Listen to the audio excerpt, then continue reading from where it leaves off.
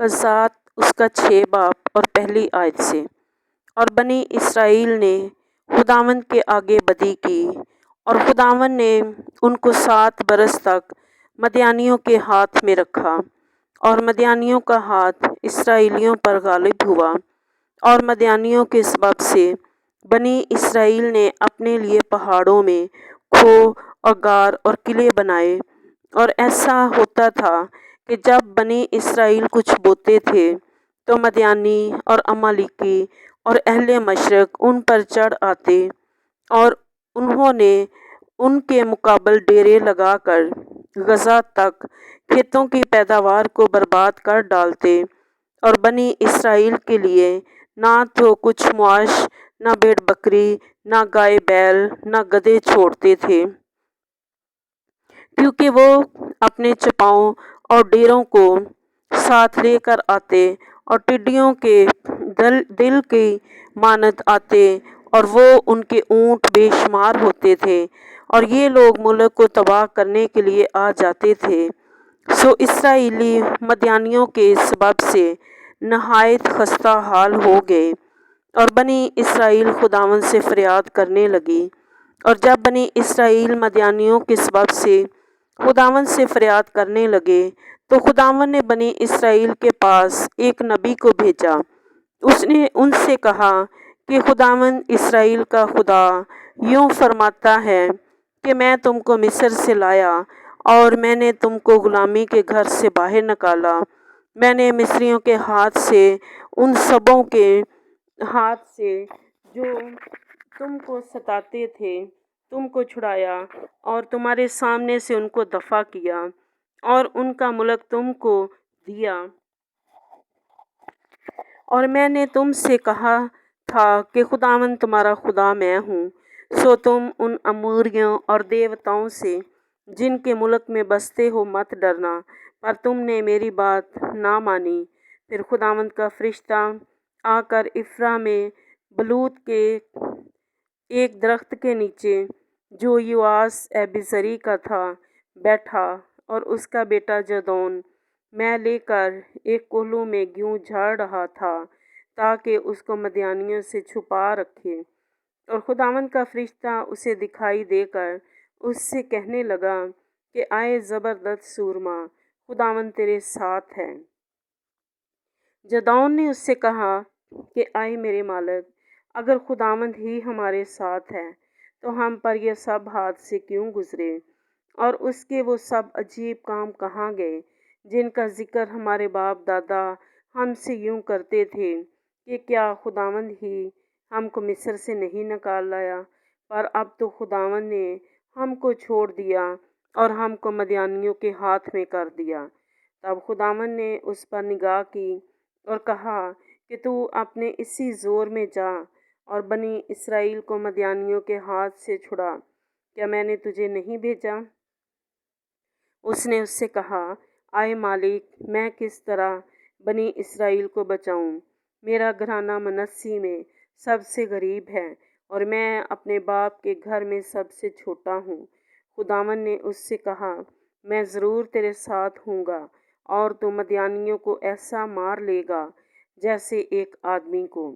تب اس نے اس سے کہا کہ اب اگر مجھ پر تیرے کرم کی نظر ہوئی ہے تو اس کا مجھے کوئی نشان دکھا کر، مجھ سے تو ہی باتیں کرتا ہے، اور میں تیری منت کرتا ہوں کہ تو یہاں سے نہ جا جب تک کہ میں تیرے پاس پھر نہ آؤں اور اپنا ہدیہ نکال کر تیرے آگے نہ رکھوں۔ اس نے کہا کہ جب تک تو پھر نہ آئے میں ٹھہرا رہوں گا۔ تب جدعون نے جا کر بکری کا ایک بچہ اور ایک ایفہ آٹے کی فطیری روٹیاں تیار کیں، اور گوشت کو ایک ٹوکری میں اور شوربہ ایک ہانڈی میں ڈال کر اس کے پاس بلوت کے درخت کے نیچے لا کر گزرانا۔ تب خداوند کے فرشتہ نے اس سے کہا کہ اس گوشت اور فطیری روٹیوں کو لے جا کر اس چٹان پر رکھ اور شوربہ کو انڈیل دے۔ اس نے ویسا ہی کیا۔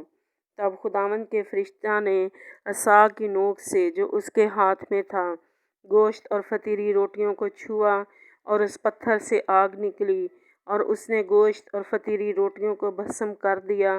تب خداوند کا فرشتہ اس کی نظر سے غائب ہو گیا، اور جدعون نے جان لیا کہ وہ خداوند کا فرشتہ تھا۔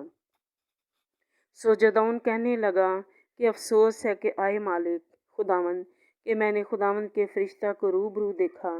خداوند نے اس سے کہا، تیری سلامتی ہو، خوف نہ کر، تو مرے گا نہیں۔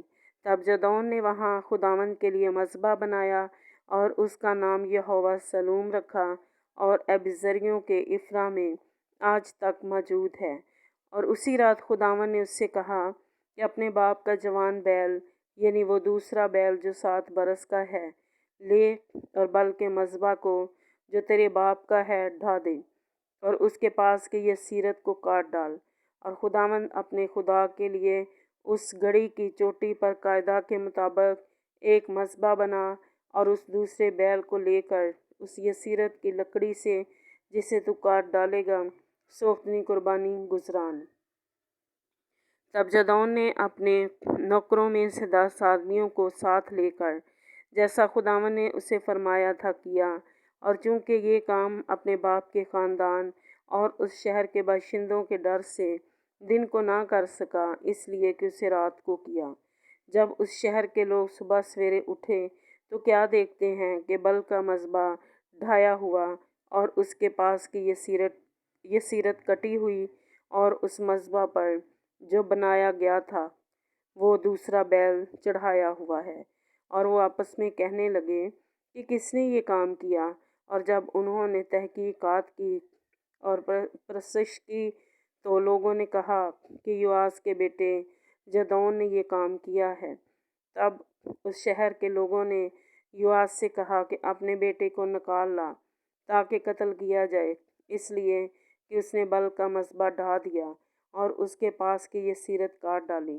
یوآس نے ان سبوں کو جو اس کے سامنے کھڑے تھے کہا کہ کیا تم بل کے واسطے جھگڑا کرو گے یا تم اسے بچا لو گے؟ جو کوئی اس کی طرف سے جھگڑا کرے وہ اسی صبح مارا جائے۔ اگر وہ خدا ہے تو آپ ہی اپنے لیے جھگڑے، کیونکہ کسی نے اس کا مذبح ڈھا دیا۔ اس لیے اس نے اس دن جدعون کا نام یہ کہہ کر یربل رکھا کہ بل آپ اس سے جھگڑ لے، اور اس نے اس کا مذبح ڈھا دیا ہے۔ تب سب مدیانی اور عمالیکی اور اہل مشرق اکٹھے ہوئے اور پار ہو کر یزرعیل کی وادی میں انہوں نے ڈیرا کیا۔ تب خداوند کی روح جدعون پر نازل ہوئی، سو اس نے نرسنگا پھونکا اور ابیعزر کے لوگ اس کی پیروی میں اکٹھے ہوئے۔ پھر اس نے سارے منی کے پاس قاصد بھیجے، سو وہ اس کی پیروی میں فراہم ہوئے، اور اس نے آشر اور زبلون اور نفتالی کے پاس بھی قاصد روانہ کیے، سو وہ ان کے استقبال کو آئے۔ تب جدعون نے خدا سے کہا کہ اگر تو اپنے قول کے مطابق میرے ہاتھ کے وسیلہ سے بنی اسرائیل کو رہائی دینا چاہتا ہے تو دیکھ میں بھیڑ کی اون کھلیان میں رکھ دوں گا، سو اگر اوس فقط اون ہی پر پڑے اور آس پاس کی زمین سب سوکھی رہے تو میں جان لوں گا کہ تو اپنے قول کے مطابق بنی اسرائیل کو میرے ہاتھوں کے وسیلہ سے رہائی بخشے گا۔ اور ایسا ہی ہوا، کیونکہ وہ صبح کو جو سویرے اٹھا اور اس اون کو دبایا اور اون میں سے اوس نچوڑی تو پیالہ بھر پانی نکلا۔ تب جدعون نے خداوند سے کہا کہ تیرا غصہ مجھ پر نہ بھڑکے، میں فقط ایک اور بار اور عرض کرتا ہوں کہ میں تیری منت کرتا ہوں کہ فقط ایک بار اس اون سے آزمائش کر لوں۔ اب صرف اون ہی خشک رہے اور آس پاس کی سب زمین پر اوس پڑے۔ سو خدا نے اس رات ایسا ہی کیا، کیونکہ فقط اون ہی خشک رہی اور ساری زمین پر اوس پڑی۔ پاک کلام کے پڑھے اور سنے جانے پر خداوند کی برکت ہو، آمین۔